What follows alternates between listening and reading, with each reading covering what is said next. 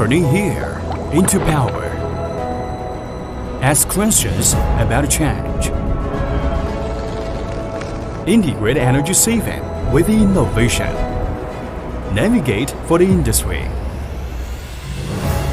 KAPA Year, Jiangxi KAPA Year Technology Company Limited, whose head office, Shenzhen Comps Energy Saving Technology Company Limited, was established in 2006, together with Guangdong Taikasasi Electromechanical Equipment Company Limited, is the leading provider of energy-saving technology solutions for air compressor and manufacturer, integrating R&D and production in China. For specializing in the design and operation of air compressor system, energy saving of raw energy management solutions.